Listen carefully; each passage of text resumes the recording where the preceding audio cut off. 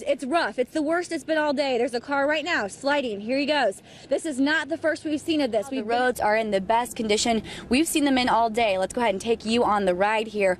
Earlier this afternoon, owner of this daycare that's right here at the top of the road, and as you can see, she has surveillance cameras around her building. Besides a couple state police cruisers that have gone down closer to the area where that body was found. Other than that, we have not seen a whole lot of action. Protesters behind me have blown up a huge inflatable pig. Charlottesville police say they want people to take advantage of other alternatives like taxis or the designated driver program. Good morning. I got today's gas price watch. If you're heading out the door in the Charlottesville area, the CDOT just finished up marking the northbound lane with cones. Now this is good news. When you take a walk through this, it's going to go up all the way, literally this part, up to my knees. Large freezers and refrigerators.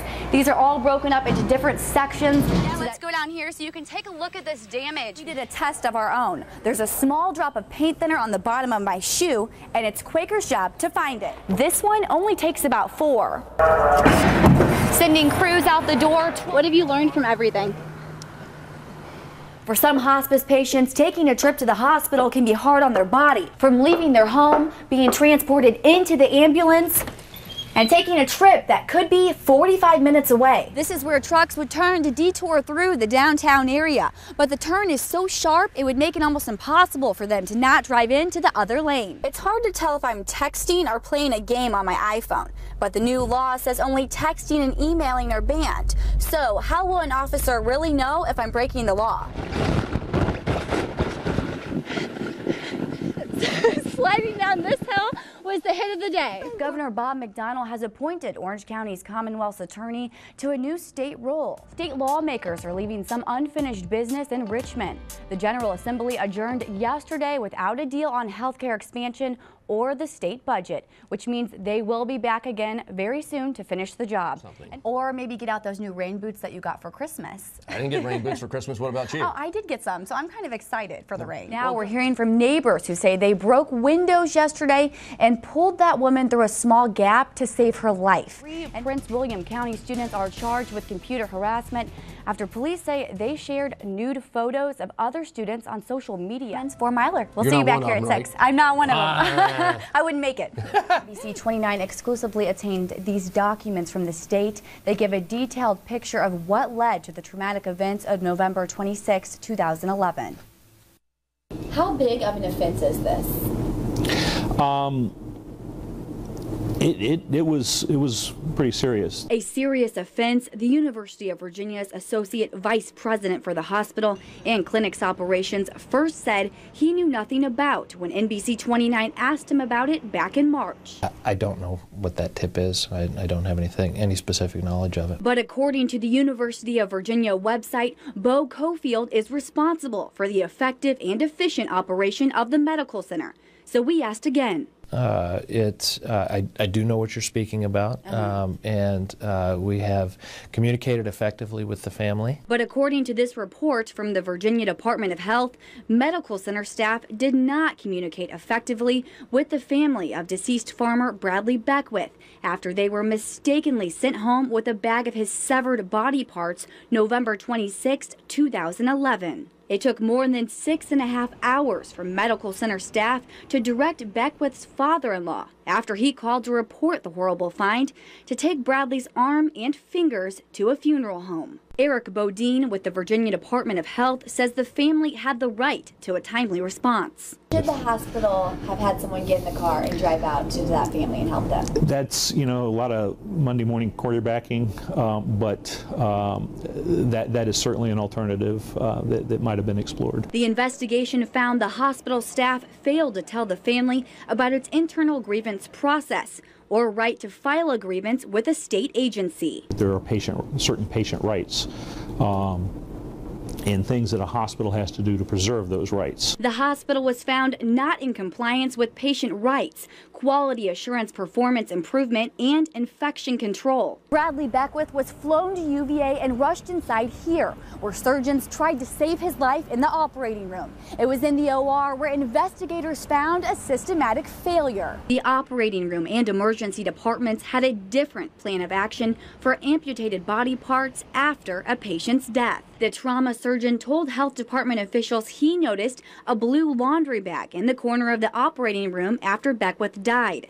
He said he opened it and something flew out, but did not identify what it was. The investigation showed the surgeon did not label the bag as a surgical pathology specimen because he did not remove the body parts during surgery. The next time that bag was handled, it ended up in the hands of Beckwith's family. The investigation showed the bag was next to Bradley's body. It was a blue bag where belongings are usually stored. When the bag was finally cut open at Randolph Funeral Home, it was 3 bags deep with red bags and towels inside. That becomes an infection control issue just because you have bodily tissues that are not being properly treated. After the internal investigation, the medical center was required to submit a plan of correction to the state, so no family goes through the stress that this family did. It's emotionally very difficult for the family at a time that is already very emotional. The family is grief-stricken, and then to be confronted with this in addition to the loss of this young man. So that makes it all the more tragic, I think. Amputated body parts must now be placed in a clear plastic bag labeled with patient's information and a biohazard sticker. The bag will then be placed in this human body parts cooler. If a patient is pronounced dead in the emergency department, the parts will be placed inside the foot of the body bag and sent to the morgue with the patient. A patient's family must receive a notice like this one, notifying them about their right to file a complaint. Lastly, hospital staff is required to be trained on the new procedures. They have to have processes in place to continuously evaluate the quality and type of care that they provide. Just 6 days after the Beckwith bag mix-up, the investigation also cited the hospital for not properly disposing of another patient's amputated finger. Why haven't we been reporting on that for him? I was unaware of it, and apparently so was my staff. And Albemarle County isn't alone. It was a case of something that we wasn't aware of. Police agencies throughout the NBC 29 viewing area are not following the law, this statute in the state code. It says police departments and sheriff's offices are required to notify the state of how and when they destroy narcotics seized from the streets. NBC 29 has obtained records from the Board of Pharmacy, charged with keeping the records, showing which police agencies have reported drug destruction to the board in 2012 and through April 29th of this year. Albemarle, Augusta, Culpeper, Greene, Orange, Louisa, Madison, and Fluvanna counties didn't make the list. Neither did the city of Charlottesville. Charlottesville police say they didn't know anything about the law until we came to them. Now they say they are backtracking and sending old drug destruction records to the Board of Pharmacy. And we'll go back and begin to pull all those documents from this year and the preceding year that would actually fulfill the requirements. Of the hundreds of law enforcement agencies in the Commonwealth, only 29 reported drug destruction records to the board in 2012. So far this year, 32 have.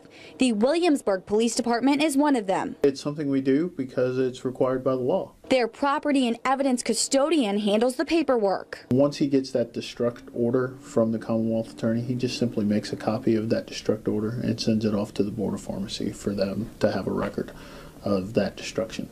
It's as simple as that then. Simple as that. So, how does something so simple fall through the cracks? We asked the Board of Pharmacy why police agencies are not complying. The board would not go on camera with NBC 29, but gave us a written statement saying while it keeps those records, the board has no power to enforce the law. Senator Donald McEachin proposed a bill during the 2012 General Assembly that would make state police the collectors of the records rather than the Board of Pharmacy. McEachin says the bill, which didn't pass, would have filled in the communication gap between the board and police agencies. My thought was that if a sister agency like the state police was a repository, they would reach out to the localities and make sure that the information flow was appropriate. We're all being human, and somewhere along the way the ball was dropped. All of the police agencies I've reached out to say they are now complying with the law. If you want to find out if a police agency is complying or not, go to our website at NBC29.com. We've attached the documents obtained from the Board of Pharmacy.